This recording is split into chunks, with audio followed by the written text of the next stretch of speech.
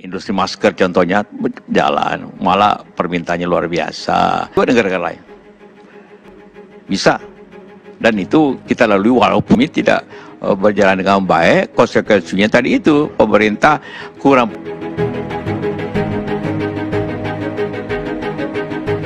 Kita tahu juga bahwa ekonomi kita seperti stuck di mana-mana. Perusahaan-perusahaan besar, pabrik-pabrik pun sudah sebagian berhenti beroperasi. Dan ini tentu akan gelombang PHK akan lebih banyak lagi. Bagaimana Bapak melihat masa depan kita di bidang ekonomi ini? Ya, bukan nih. Bukan saja nanti apa yang kita hadapi ialah masalah ekonomi. Sekarang pun kita sudah hadapi. Artinya karena dalam sebabnya adalah coronavirus ini, maka tentu penyelesaiannya kita tahu semua, sudah selalu kita bicarakan, tinggal di rumah, jaga jarak, pakai masker, dan juga cuci tangan. Itu selalu menjadi bahagian daripada upaya kita untuk mengatasi sebabnya. Karena itu maka tentu kegiatan ekonomi juga masalah. Sebagai besar usaha atau bisnis sekarang ini mengalami masalah kemunduran. Mungkin 90% dunia usaha mengalami itu. Mulai dari penerbangan, hotel, restoran tadi disampaikan, perdagangan, industri, banyak masalah. Terkecuali pertanian tentunya sebagian masih jalan karena permintaan tidak akan menurun. Itu industri-industri yang industri masker contohnya jalan, malah permintaannya luar biasa. Industri kesehatan jalan. Jadi memang, tapi sebagian besar mengalami masalah. Itu kita hadapi. Kalau dunia usaha mengalami masalah, berarti orang tidak bekerja. Tidak bekerja berarti pendapatan kurang. Tidak pendapatan kurang berarti kemiskinan. Jadi pengangguran akan naik, kemiskinan. Di lain pihak karena usaha itu tidak berjalan dengan baik, maka akibatnya juga pajak turun. Akibat pajak turun, maka tentu pendapatan negara turun. Di lain pihak, akibat krisis itu di mana pemerintah harus memberikan jaminan sosial, maka pengeluaran pemerintah dalam bidang sosial itu justru harus naik, kan diberikan itu. Jadi inilah kejadiannya yang tidak bisa kita lepaskan ini. Kita mengalami berbagai bencana. Bencana alam contohnya, apakah tsunami di Aceh atau di Jogja, di gempa, Merapi, di Jawa Barat. Yang kita selesaikan akibatnya. Begitu tsunami, satu hari selesai. Akibatnya kita selesaikan. Tapi sekarang ini kita harus menyelesaikan sebabnya dan sekaligus akibatnya. Kalau penyelesaiannya seperti konflik, kita hanya selesaikan sebabnya. Akibatnya akan selesai juga. Nah, inilah bencana terbesar ini menjadi masalah, impact-nya kemana-mana. Kita pernah juga mengalami masalah krisis ekonomi tahun 98. Tapi waktu itu yang kena cuma 3 negara besar, Indonesia, Thailand, Korea. Kita masih bisa minta bantuan, kemudian ke IMF, ke Jepang, sepertiga IMF, sepertiga Jepang, dan juga negara-negara lain. Bisa. Dan itu kita lalui walaupun dengan pengorbanan yang besar juga, karena akibat blanket garansi yang dipakai. Krisis 98 hanya lebih besar Amerika. Memang punya dampak, tapi tidak sebesar kita. Inilah bencana yang melanda, yang semua orang khawatir kena, seluruh dunia akan kena. Jadi boleh dikatakan, dan kecepatannya tinggi sekali. Seperti kita lihat di Indonesia, tanggal 3 Maret masih dikatakan 2. Sekarang sudah 7.000 lebih. Artinya dalam 1,5 bulan itu naik 3.000 kali korban itu.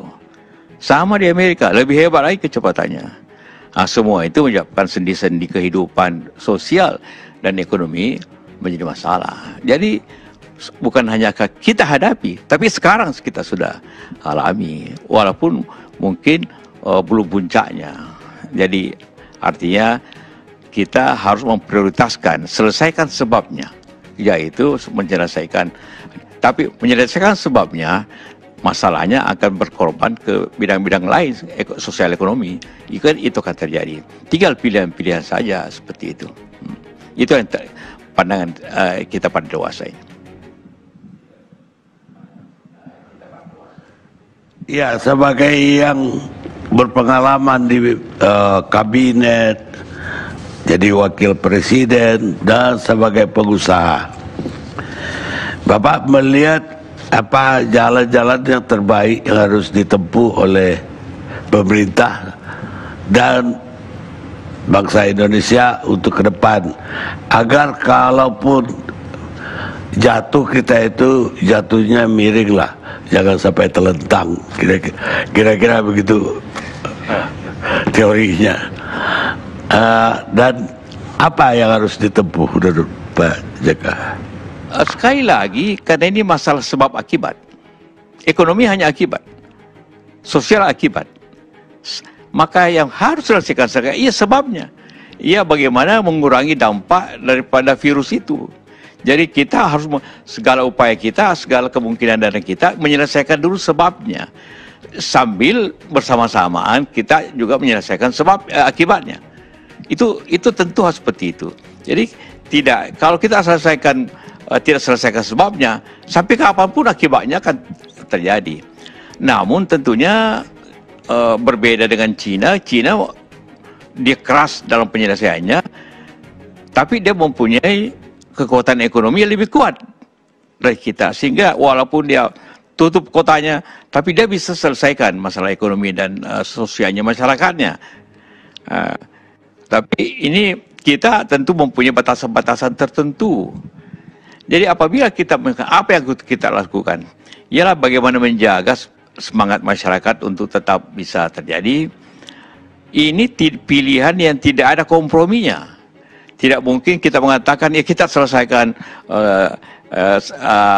virusnya, tapi kita jalankan ekonomi juga. Ini tidak bisa terjadi karena sebab ekonomi sulit karena orang tidak bekerja. Untuk menyelesaikan krisis penyakit kesehatannya, virusnya, orang harus tinggal di rumah. Jadi ini memang dilema-dilema yang pilihannya harus dipilih. Semua mempunyai risiko, tapi tidak ada suatu pilihan yang tidak punya risiko.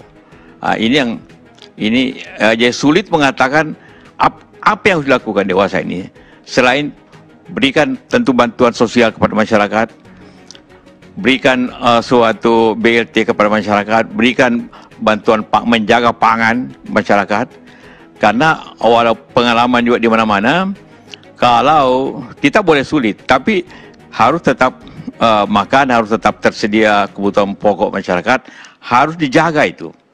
Karena tidak mungkin kita mengatakan, ayo investasi. Siapa yang ingin berinvestasi dalam keadaan begini? Ayo turis data. Tidak mungkin itu terjadi. Kita jalankan perdagangan. Siapa yang mau beli dalam kondisi hari ini? Jadi bertahan ekonominya supaya masyarakatnya harus memenuhi kebutuhannya dulu. Kemudian kita selesaikan mengurangi sebabnya, maka akan kita pelan-pelan akan baik. Ekonomi kita bisa selesaikan walaupun tentu agak sulit, tentu tidak mudah. Tentu kritikan besar dan akibatnya karena kita tidak sekuat China contohnya, maka harus defisit besi aja mesti pinjam untuk memenuhi kebutuhan dasar masyarakat pada saat krisis ini. Jadi kesimpulannya apa yang dilakukan? Ya kita selesaikan sebabnya. Karena itulah maka masyarakat tetap diminta tinggal di rumah. Ingin akibatnya Anda tidak kerja, akibatnya ekonomi tidak jalan. Tidak ada cara lain. Seperti itu.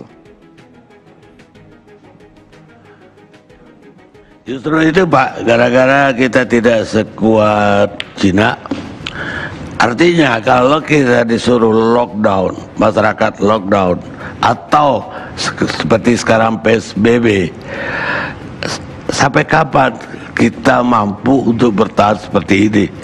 Artinya mereka itu nggak bisa bekerja, pemerintah harus kasih tunjangan sosial, sementara kita punya kemampuan untuk itu terbatas sekali.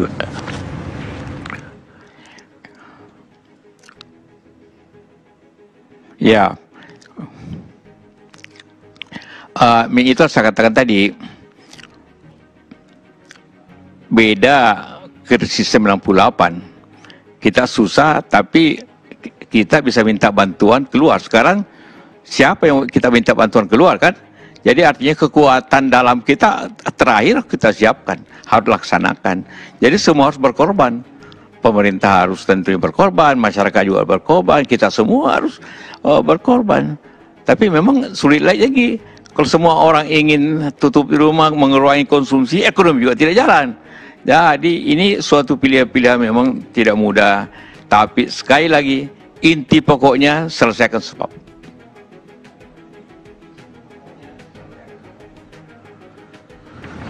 Kalau kita masuk ke bidang krisis keuangannya, Pak, dengan tadi itu APBN kita akan defisit dan bahkan katanya bisa minus 5%. Kita menurut Pak JK harus bagaimana? Harus cetak uang karena mungkin meminjam juga udah sulit sekarang, atau harus diapain itu APBN yang ada sekarang? Ya, kombinasi dua-duanya. Pertama, APBN-nya harus menghemat untuk kebutuhan yang tidak penting, rutin yang tidak penting, termasuk juga pengurangan anggaran pembangunan, anggaran belanja modal. Itu harus dikurangi, karena pilihannya ialah tadi sepakatkan tadi, upaya sekerasnya untuk menyelesaikan sebabnya, akibatnya maka ekonomi tidak berjalan dengan baik. Konsekuensinya tadi itu, pemerintah kurang pendapatan, sedangkan di lain pihak dia harus mengeluarkan lebih banyak, defisit tinggi, utang tinggi.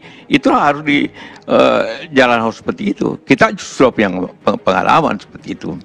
Memang inilah seperti katakan, inilah bencana yang terbesar dalam sejarah Indonesia nanti akan terjadi. Karena kalau soal ekonominya, krisis 98 kita pernah minus 15%.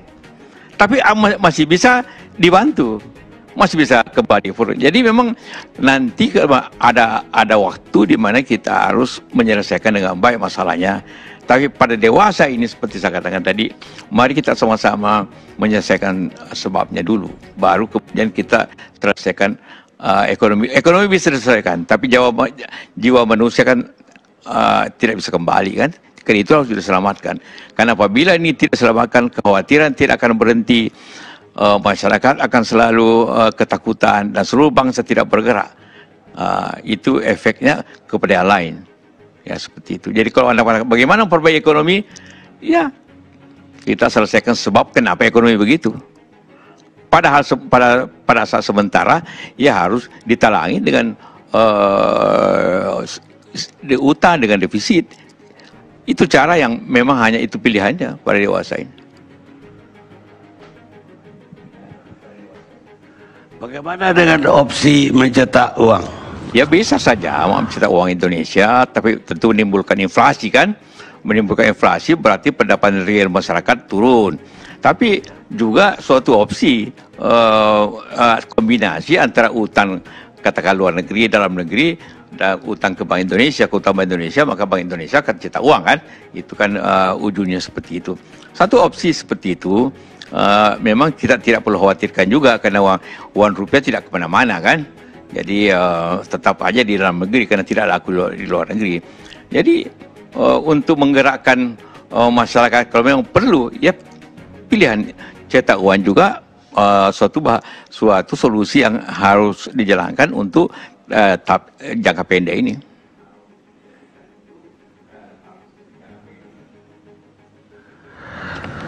Baik Pak, ada lagi yang Bapak bisa tambahkan agar masyarakat bisa bikin jadi pedoman. Ya, bahkan pemerintah kalau bisa ngambil jadi pedoman. Ya, kita harus bersatu, masyarakat harus mengikuti petunjuk yang ada agar cepat menyelesaikan masalah. Makin cepat kita menyelesaikan masalah, makin cepat juga nanti belakang hari ekonomi kita dapat kita perbaiki. Dan makin cepat juga masyarakat kita kembali bekerja, buruh kembali bekerja, industri kembali jalan dan sebagainya. Butuh waktu pengorbanan, butuh waktu untuk bekerja seperti itu. Dan kita harus bersama-sama menjalankan itu. Tidak ada pilihan lain. Jangan mengharap kemana-mana. Ini harus kemampuan sendiri harus kita jalankan. Beda dengan krisis zaman lalu sebelumnya. Zaman lalu. Ini harus kita atasi sendiri dengan kekuatan sendiri.